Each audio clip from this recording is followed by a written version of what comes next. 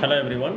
So இந்த லெக்சரில் நம்ம டிஸ்கஸ் பண்ண போகிற டாபிக் என்ன அப்படின்னா 12th NCERT சாப்டர் 1ல் எலக்ட்ரிக் சார்ஜஸ் அண்ட் ஃபீல்ட்ஸ், அதான் சாப்டர் 1. அதில் நம்மளுக்கு இப்போது டிஸ்கஸ் பண்ண போகிற topic continuous charge distribution.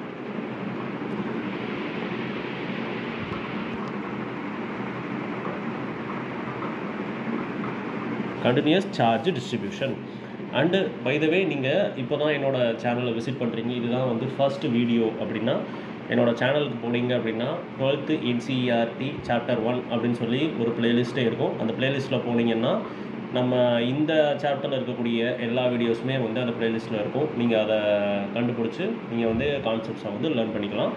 And மறுபடியும் ஒரு டிஸ்க்ளைமராக நான் சொல்கிறேன், நிறையா வீடியோவில் சொல்கிறது தான், என்னோடய வீடியோஸை எதையுமே வந்து நீங்கள் ரிவிஷன் பர்பஸ்க்காக வந்து யூஸ் பண்ணணும் அப்படின்னு சொல்லி நீங்கள் நினச்சிங்க அப்படின்னா அது உங்களுக்கு ஹெல்ப் பண்ணாது. ஐ மீன் லாஸ்ட் மினிட்டில் எனக்கு வந்து ஷார்ட்டாக எனக்கு கான்செப்டை சொல்லிக் கொடுக்கணும், எனக்கு வந்து டக்குன்னு வந்து ஒரு ஷார்ட்கட் மெத்தடில் எனக்கு இதை சொல்லிக் கொடுக்கணும் அப்படிங்கிற மாதிரி நீங்கள் நினச்சிங்கன்னா என்னோடய வீடியோ உங்களுக்கு ஹெல்ப் பண்ணாது. என்னோடய வீடியோஸ் எல்லாமே கொஞ்சம் ஒரு லென்த்தியாக தான் இருக்கும்.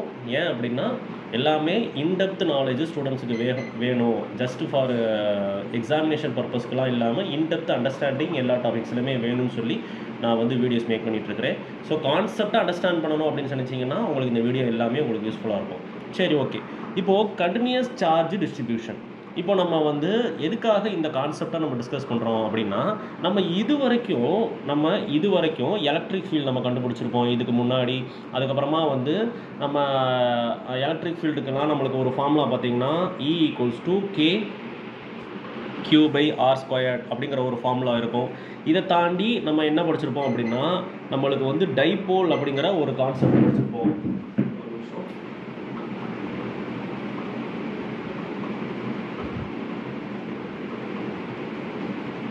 இதை தாண்டி நம்ம வந்து டைபோல் அப்படிங்கிற ஒரு கான்செப்ட் படிச்சிருப்போம். இந்த டைபோலில் தான் நம்மளுக்கு வந்து 2 சார்ஜஸ் அப்படிங்கிற மாதிரி நம்மளுக்கு இருந்திருக்கும். அதாவது 2 சார்ஜ், ஒரு சார்ஜை நம்ம ப்ளஸ் Qன்னு சொல்லுவோம், இன்னொரு சார்ஜை மைனஸ் Qன்னு சொல்லுவோம். இப்போது டைபோலில் தான் நம்மளுக்கு ஆக்சுவலாக பார்த்தா 2 சார்ஜ் இருக்கிற இடமே நம்மளுக்கு டைபோல் தான். இந்த டைபோலை தாண்டிட்டீங்க அப்படின்னா நம்மளுக்கு வந்து சார்ஜஸ் எல்லாமே ஐசோலேட்டடாக தான் இருக்கும். அப்படின்னா நம்மளுக்கு தனியாக தான் இருக்கும். எல்லா சார்ஜுமே நம்மளுக்கு தனித்தனியாக தான் இருக்கும். நம்மளுக்கு வந்து ஒரு பர்டிகுலர் இடத்துல ஒரு 10 சார்ஜ் சேர்ந்து இருக்கும் அப்படிலாம் நம்ம சொல்ல முடியாது. எல்லா சார்ஜுமே நம்மளுக்கு ஐசோலேட்டட் மேனரில் தான் இருக்கும். அப்போது ஒரே ஒரு சார்ஜு, இப்போ ஃபார் எக்ஸாம்பிள் இந்த இடத்துல நம்மளுக்கு வந்து ஒரு Qங்கிற ஒரு சார்ஜ் இருக்குது. இந்த Qங்கிற ஒரு சார்ஜு எனக்கு இந்த பாயிண்ட்டில் என்ன எலக்ட்ரிக் ஃபீல்டு கொடுக்கும் அப்படின்னு சொல்லி நீங்கள் வந்து இந்த ஈக்குவேஷனை வச்சு நீங்கள் வந்து ஃபைண்ட் பண்ணிடலாம். ஆனால் எப்பயுமே ஒரே சார்ஜ் தான் இருக்குமா அப்படின்னு கேட்டால் கிடையாது. நம்மளுக்கு ஒரு கண்டக்டரை எடுத்துக்கிட்டால் இப்போ வந்து இது ஒரு ஸ்பெரிக்கல் ஷேப்பில் இருக்கக்கூடிய ஒரு கண்டக்டர் அப்படின்னா நம்மளுக்கு இந்த கண்டக்டரில் நம்மளுக்கு ஏகப்பட்ட சார்ஜஸ் இருக்கும். இப்போ ஃபார் எக்ஸாம்பிள் இந்த கண்டக்டரில் வந்து நம்மளுக்கு சார்ஜஸ் அப்படிங்கிறது வந்து ஒரு கூலும்ப் ஆஃப் சார்ஜ் இருக்குது அப்படின்னா இந்த 1 கூலும்ப் ஆஃப் சார்ஜஸில் நீங்கள் குவான்டைசேஷன் ஃபார்முலா Q = NE இந்த ஃபார்முலாவை யூஸ் பண்ணி இங்கே இருக்கக்கூடிய நம்பர் ஆஃப் எலக்ட்ரான்ஸை நீங்கள் கண்டுபிடிக்கலாம். என்னங்கிறது என்ன? Number of electrons. அப்போ நம்பர் ஆஃப் எலக்ட்ரான்ஸை நீங்கள் கண்டுபிடிச்சிங்கன்னா நம்மளுக்கு வந்து 6.25 × 10⁻18 நம்பர் ஆஃப் எலக்ட்ரான்ஸ் வரும் அப்படின்னு நினைக்கிறேன் நான். அப்போ வந்து இவ்வளோ number of electrons just 1 coulomb of சார்ஜஸில் இருக்குது. அப்போ இதுக்கு முன்னாடி நான் ஒரே ஒரு சார்ஜ், அது எய்தர் பாசிட்டிவ் சார்ஜாக இருந்தால் புரோட்டான்னு சொல்லலாம், இல்லை நெகட்டிவ் சார்ஜாக இருந்தால் எலக்ட்ரான்னு சொல்லலாம். ஒரே ஒரு சார்ஜ் எவ்வளோ எலக்ட்ரிக் ஃபீல்டை கொடுக்கும், இல்லை 2 சார்ஜ் இருக்கக்கூடிய டைபோல் எவ்வளோ எலக்ட்ரிக் ஃபீல்டை கொடுக்கும் அப்படின்னு தான் நம்ம படிச்சிருக்கிறோம்.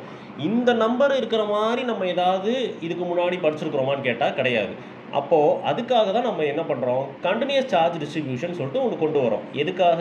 சார்ஜஸ் எப்பயுமே நம்மளுக்கு ஐசோலேட்டட் மேனரில் இருக்காது. ஒரு கண்டக்டருக்கு போயிட்டீங்க, ஒரு வயருக்கு போயிட்டீங்கன்னா there will be n number of charges, நம்மளுக்கு ஏகப்பட்ட சார்ஜஸ் இருக்கும். அதனால் அந்த டயத்தில் நீங்கள் கண்டினியூஸ் சார்ஜ் டிஸ்ட்ரிபியூஷன்ஸ் எல்லாம் நீங்கள் யூஸ் பண்ணாதான் உங்களுக்கு வந்து ஆன்சர் ஃபைண்ட் பண்ண முடியும். நம்ம ஐசோலேட்டட் மெத்தட் யூஸ் பண்ண மெத்தட்ஸை யூஸ் பண்ண முடியாது. ஓகே, இதுக்கு தான் நம்மளுக்கு கண்டினியூஸ் சார்ஜ் டிஸ்ட்ரிபியூஷன் நம்மளுக்கு யூஸ் ஆகுது. முடிஞ்சது. இப்போது இந்த சார்ஜ் டிஸ்ட்ரிபியூஷனை நம்மளுக்கு வந்துட்டு சார்ஜ் டிஸ்ட்ரிபியூஷனை நம்ம எப்படி ஸ்ப்ளிட் பண்ணுறோம் அப்படின்னா, எய்தர் நம்ம யூனிஃபார்ம் சார்ஜ் டிஸ்ட்ரிபியூஷன், சார்ஜஸ்லாம் யூனிஃபார்மாக டிஸ்ட்ரிபியூட் ஆகிருக்கு, இல்லை அப்படின்னா நான் யூனிஃபார்மாக டிஸ்ட்ரிபியூட் ஆகிருக்கு அப்படின்னு சொல்லி நம்ம டிஸ்ட்ரிபியூட் பண்ணியிருக்கிறோம். நான் யூனிஃபார்ம் டிஸ்ட்ரிபியூஷன். யூனிஃபார்ம் டிஸ்ட்ரிபியூஷன், நான் யூனிஃபார்ம் டிஸ்ட்ரிபியூஷன்.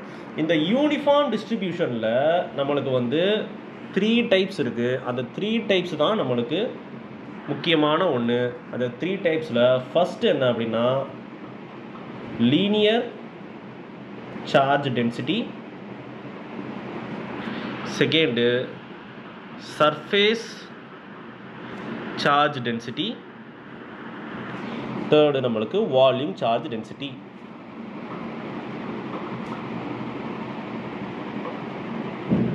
அப்போ சார்ஜ் டிஸ்ட்ரிபியூஷனை நீங்கள் யூனிஃபார்ம், நான் யூனிஃபார்ம் சொல்லி பிரிக்கிறீங்க. அதில் யூனிஃபார்மில் நம்மளுக்கு 3 டைப்ஸ் இருக்குது. Linear charge density, surface, volume charge density. Linear charge டென்சிட்டியை நம்ம வந்துட்டு ரெப்ரசன்ட் பண்ணுறது லாம்டான்னு சொல்லிட்டு ஒரு சிம்பிள் வச்சு ரெப்ரசன்ட் பண்ணுவோம். சர்ஃபேஸ் சார்ஜ் டென்சிட்டியை சிக்மான்னு சொல்லுவோம். அண்ட் வால்யூம் சார்ஜ் டென்சிட்டியை ரோ அப்படின்னு சொல்லுவோம். இதை வந்து நீங்கள் யூனிஃபார்ம், நான் யூனிஃபார்ம் அப்படின்னு சொல்லி கூட நீங்கள் கிளாஸிஃபை பண்ணலாம். இப்போ இல்லைனா நம்மளுக்கு பேஸ்ட் ஆன் டைமென்ஷன் நம்ம வந்து கால்குலேட் பண்ணலாம். அப்போ பேஸ்ட் ஆன் டைமென்ஷன் அப்படின்னா நம்மளுக்கு இருக்கிறதே நம்மளுக்கு எத்தனை டைமென்ஷன் தெரிஞ்ச டைமென்ஷன்னா பேஸ்ட் ஆன் டைமென்ஷனில் நம்மளுக்கு இருக்கிறது வந்து 1 டைமென்ஷன், 2 டைமென்ஷன், 3 டைமென்ஷன். அப்போ வந்து நம்மளுக்கு 3 டைமென்ஷனாக நம்ம வந்து ஸ்ப்ளிட் பண்ணுறோம். இந்த 3 டைமென்ஷனை வச்சு நம்ம சார்ஜ் டிஸ்ட்ரிபியூஷனை ஸ்ப்ளிட் பண்ணலாம். அப்போ 1 டைமென்ஷனில் இருக்கிறது தான் நம்மளுக்கு லீனியர் சார்ஜ் டென்சிட்டி, 2 டைமென்ஷனில் இருக்கிறது சர்ஃபேஸ் சார்ஜ் டென்சிட்டி, 3 டைமென்ஷனில் இருக்கிறது வால்யூம் சார்ஜ் டென்சிட்டி. ரைட்டா? சரி, முடிஞ்சது. இப்போ நம்ம அப்படியே லீனியர் சார்ஜ் டென்சிட்டிக்கு நம்ம வருவோம். So first linear charge density. பேர்லேயே இருக்குது லீனியர் அப்படின்னு சொல்லியிருக்கிறோம். அண்டு இதோட ரெப்ரசன்டேஷன் லாம்டா, அதுக்கப்புறமா இதை 1 டைமென்ஷன் அப்படிங்கிற மாதிரி கூட நான் சொல்லியிருக்கிறேன். அப்போ இதிலே தெரியுது 1 டைமென்ஷன் அப்படின்னா சுருக்கமாக சொல்லப்போனால் நீங்கள் வந்து ஏதோ ஒரு ஆப்ஜெக்டை வந்து அதனோட பொசிஷனை வந்து ஒரே ஒரு டைமென்ஷன்லேயே உங்களால் வந்து சொல்ல முடியும் அப்படின்னா தட் ஆப்ஜெக்ட் இஸ் 1 டைமென்ஷனல் அப்படிங்கிற மாதிரி நீங்கள் எடுத்துக்கலாம். அப்போ நம்ம லீனியர் சார்ஜ் டென்சிட்டி அப்படிங்கிறது ஏதோ ஒரு வயர், அந்த வயர் நம்மளுக்கு ஒரு லீனியராக எய்தர் நம்மளுக்கு லீனியராக அப்ரைட்டாக நம்மளுக்கு வெர்டிக்கலில் இருக்கும், இல்லைனா நம்மளுக்கு வந்து ஹரிசாண்டலாக இருக்கும் அப்படிங்கிற மாதிரி வச்சுக்கலாம். ஸோ லீனியராக நம்மளுக்கு வந்து ஒரு வயர் இருக்குது. இந்த வயரோட டோட்டல் லென்த்தை வந்து நம்ம எல்லுன்னு சொல்கிறோம். ரைட்டா? இதில் நம்மளுக்கு கியூங்கிற ஒரு சார்ஜ் இருக்குது. கியூ அப்படிங்கிற ஒரு சார்ஜை நீங்கள் 1 கூலும் அப்படின்னு எடுத்தால் கூட நம்மளுக்கு வந்து 6.25 × 10⁻18 எலக்ட்ரான்ஸும் இருக்கும். அப்போ ஏகப்பட்ட எலக்ட்ரான்ஸு இந்த ஒரு வயரில் இருக்குது அப்படின்னு வச்சுக்கோங்க. நம்மளுக்கு வந்து பாசிட்டிவ் சார்ஜே நம்மளுக்கு இருக்குது அப்படிங்கிற மாதிரி கூட வச்சுப்போம். இதில் நான் என்ன பண்ணுறேன், இந்த மொத்த சார்ஜஸையுமே நான் எடுக்கலை. இந்த 6.25 × 10⁻18 நம்பர் ஆஃப் எலக்ட்ரான்ஸையும் நான் சூஸ் பண்ணல. நான் என்ன பண்ணுறேன்னா instead I am going to choose a small length element, ஒரு ஸ்மால் லென்த் எலமெண்ட். அந்த ஸ்மால் லென்த் எலமெண்ட்டை ∆L அப்படின்னு சொல்லி வச்சுப்போம். இந்த ஸ்மால் லென்த் எலமெண்ட்டை சூஸ் பண்ணி அந்த ஸ்மால் லென்த் எலமெண்ட்டில் எவ்வளோ சார்ஜஸ் இருக்குது, அந்த சார்ஜஸ் எவ்வளோ எலக்ட்ரிக் ஃபீல்டில் இருக்குது அப்படிங்கிறத தான் நம்ம கண்டுபிடிக்க போகிறோம். அப்போது இந்த சார்ஜ் டென்சிட்டி அப்படிங்கிற ஒரு கான்செப்ட் நீங்கள் லீனியராக இருக்கலாம், வால்யூம் இல்லை வந்து சர்ஃபேஸ் சார்ஜ் டென்சிட்டி எல்லாமே நம்மளுக்கு மேக்ரோஸ்கோபிக் ஸ்கேல் வைஸ் நீங்கள் கம்பேர் பண்ணி பார்த்தீங்கன்னா அது நம்மளுக்கு மேக்ரோஸ்கோபிக்கலி ஸ்மால்னு இருக்கும். அப்போனா என்ன அர்த்தம், அவ்வளோ பெரிய ஒரு குவான்டிட்டி கிடையாது. சர்ஃபேஸ் சார்ஜ் டென்சிட்டியாக இருக்கட்டும், இல்லை பொதுவாக சார்ஜ் டென்சிட்டி, இந்த எல்லா சார்ஜ் டென்சிட்டியுமே நம்மளுக்கு லார்ஜ் ஸ்கேல் கூட நீங்கள் கம்பேர் பண்ணி பார்த்தீங்கன்னா அது ரொம்ப ரொம்ப சிறுசாக இருக்கும். மேக்ரோஸ்கோபிக்கலாக நீங்கள் கம்பேர் பண்ணிங்கன்னா it will be very very small. ஆனால் மைக்ரோஸ்கோபிக்கலி நம்ம பார்க்குறப்ப it will be large enough. அப்போ மைக்ரோஸ்கோபிக்கலி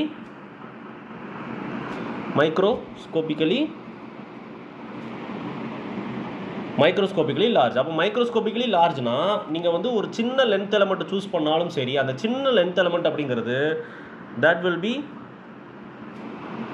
that will be large enough to store or occupy more number of charges.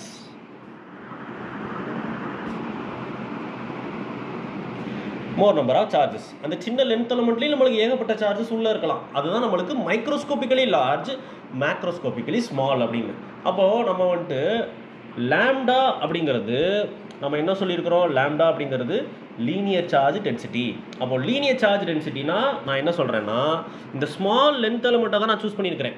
அந்த ஸ்மால் லென்த் எலமெண்ட்டில் எனக்கு எவ்வளோ சார்ஜ் இருக்கோ அதை நான் என்னன்னு சொல்கிறேன், ∆Q divided by del L, del Q divided by del L.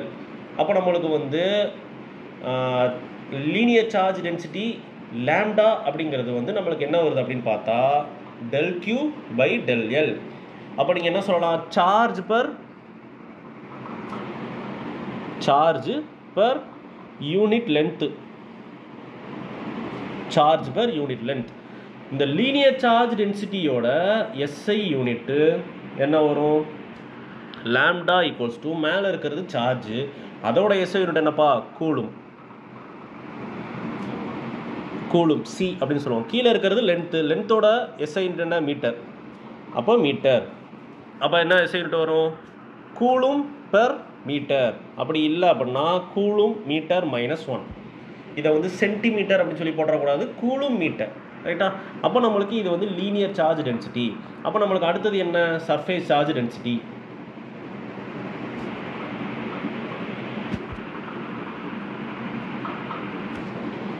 அப்போ சர்ஃபேஸ் சார்ஜ் டென்சிட்டிங்கிறது you are going to choose one surface, ஒரு 2 டைமென்ஷனலாக இருக்கக்கூடிய ஒரு சர்ஃபேஸு, இல்லை நம்மளுக்கு வந்து ஒரு பிளேன் மாதிரி நீங்கள் சூஸ் பண்ணிக்கோங்க. ஒரு பிளேன் மாதிரி இருக்குது. இந்த பிளேனில் நம்மளுக்கு வந்து there will be n number of charges, ஏகப்பட்ட சார்ஜஸ் இருக்குது, ப்ளஸ் சார்ஜஸ் இருக்குது அப்படிங்கிற மாதிரி வச்சுப்போம். இதில் நம்மளுக்கு என்ன பண்ணுறோம், இந்த சர்ஃபேஸுக்கு நம்மளுக்கு டோட்டல் ஏரியா A அப்படின்னு சொல்லி எடுத்துப்போம். அதுக்கப்புறமா நம்மளுக்கு ஒரு Qங்கிற ஒரு சார்ஜ் நம்மளுக்கு இருக்குது. ஆனால் நான் என்ன பண்ணுறேன், மொத்த சர்ஃபேஸ் ஏமெல்லாம் நான் சூஸ் பண்ணலை. அதில் நான் வந்து ஒரு ஸ்மால் ஏரியா, இந்த ஸ்மால் ஏரியா del Aவை நான் சூஸ் பண்ணுறேன். அப்போ ஸ்மால் ஏரியா del Aனா அதில் பாருங்கள் கிட்டத்தட்ட வந்து ஒரு 10-15 சார்ஜ் இருக்குது. ஆனால் நான் 10-15 சார்ஜ் சூஸ் பண்ணல, 2 சார்ஜ் ஆக்குபை பண்ணுற மாதிரி ஒரு ஏரியாவை நான் சூஸ் பண்ணியிருக்கிறேன். இது வந்து ஒரு டயக்ராம்காக நான் சொன்னேன். அப்போது இங்கே நம்ம சர்ஃபேஸ் சார்ஜ் டென்சிட்டியை சிக்மான்னு சொல்லி நம்ம ரெப்ரசென்ட் பண்ணுறோம். சிக்மாங்கிறது நம்மளுக்கு வந்துட்டு del Q divided by del A. அப்போ இது என்ன சொல்லுவோம், சார்ஜ் பர் யூனிட் ஏரியா,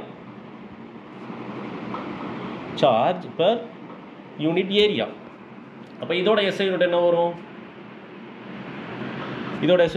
மேலே இருக்கிறது சார்ஜ் தான், கூலும். ஸோ கீழே இருக்கிறது ஏரியாவோட SI யூனிட் என்ன, மீட்டர் ஸ்கொயர். அப்போ கூலும் பர் மீட்டர் ஸ்கொயர். அப்படி இல்லைன்னா நம்மளுக்கு கூலும் மீட்டர் -2. இது நம்மளுக்கு சர்ஃபேஸ் சார்ஜ் டென்சிட்டி. அதுக்கப்புறமா நம்மளுக்கு third and final most volume charge density.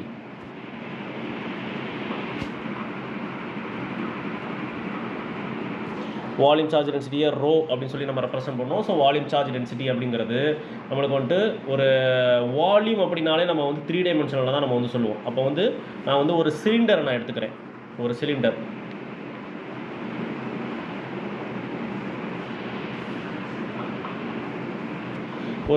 இருக்குது.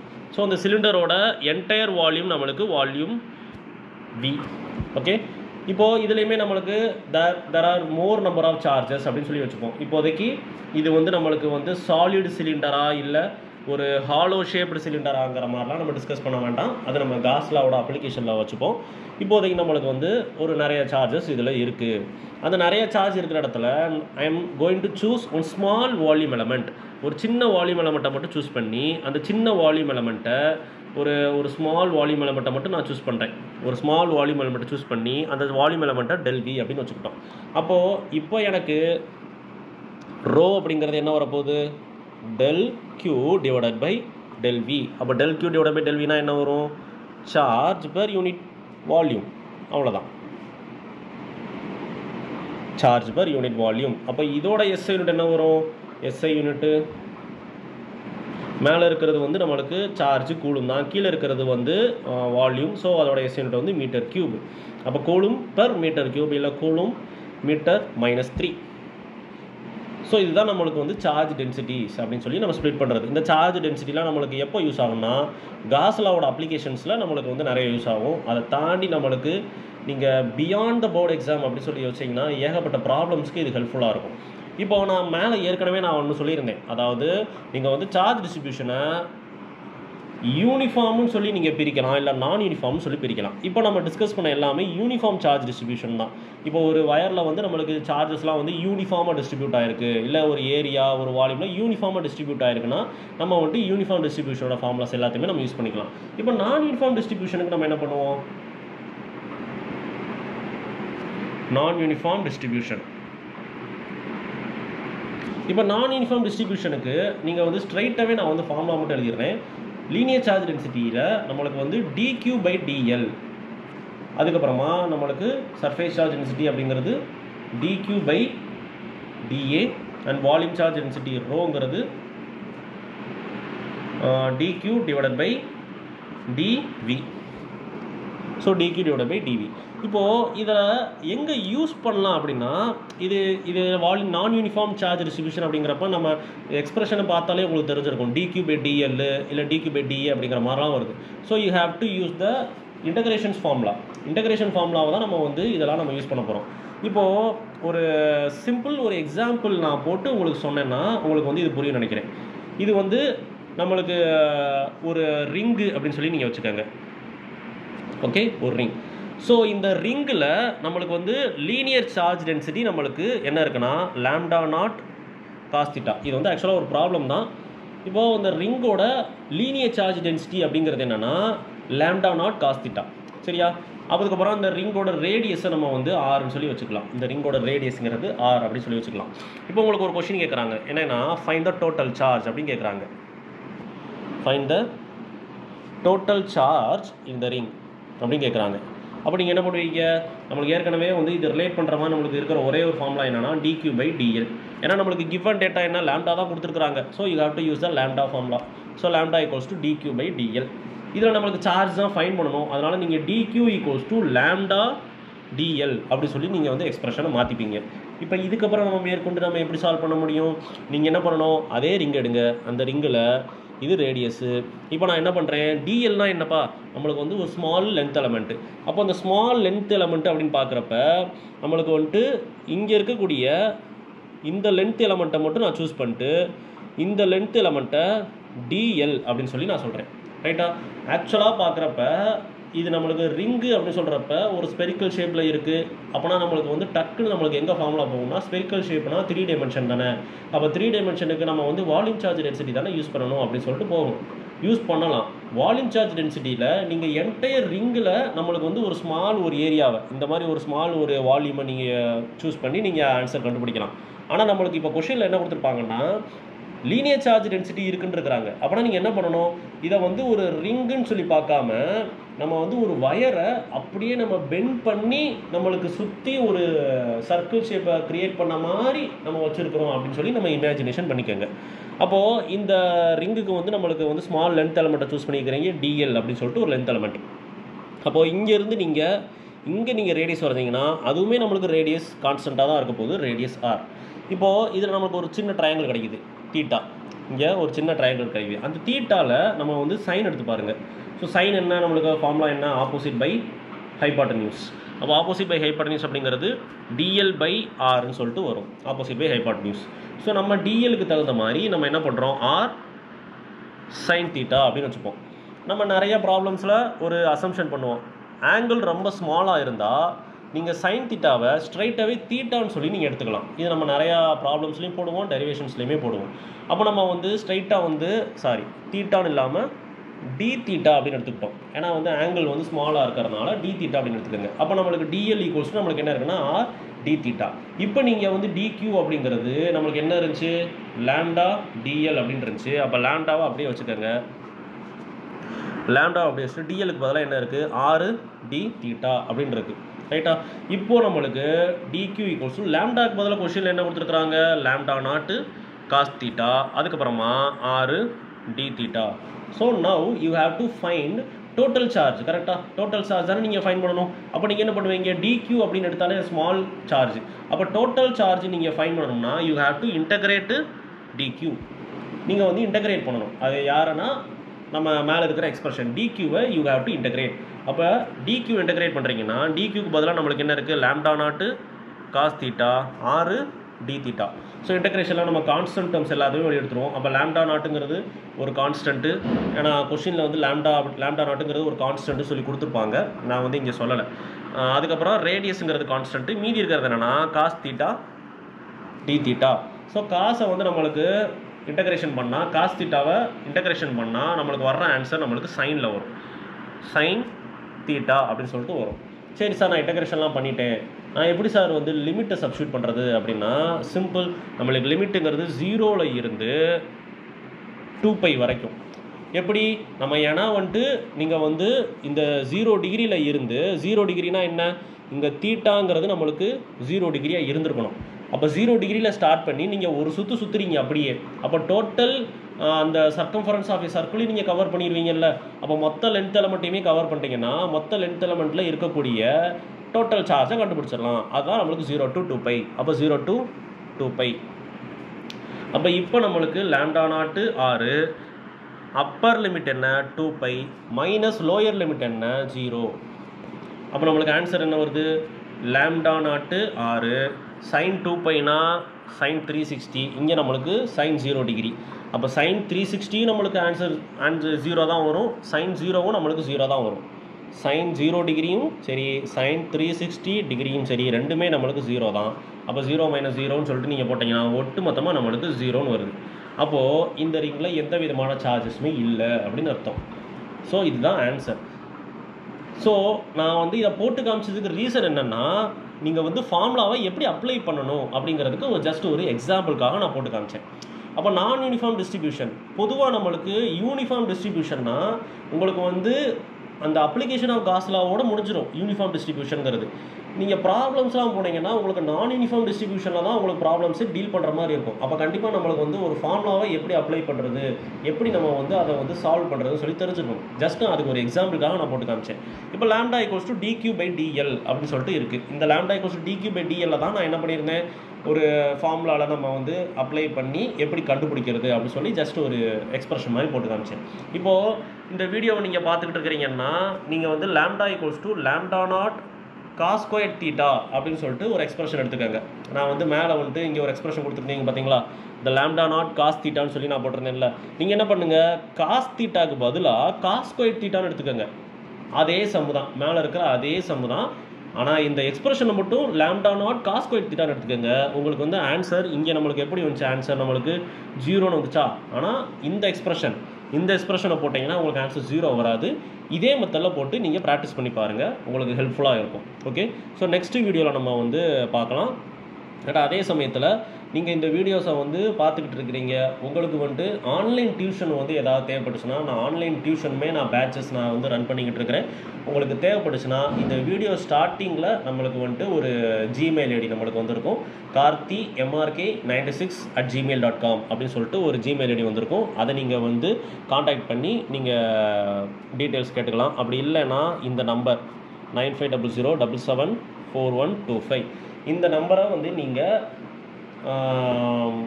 யூஸ் பண்ணி நீங்கள் உங்களுக்கு ஆன்லைன் டியூஷன் தேவைப்பட்டுச்சுன்னா +1 +2 அண்ட் ஆன்லைன் டியூஷன் உங்களுக்கு ஏதாவது தேவைப்பட்டுச்சு அப்படின்னா காண்டாக்ட் பண்ணுங்கள். உங்களுக்கு வந்து நான் டீட்டெயில்ஸ் சொல்கிறேன். ஸோ நெக்ஸ்ட் வீடியோவில் நம்ம பார்க்கலாம். தேங்க்யூ.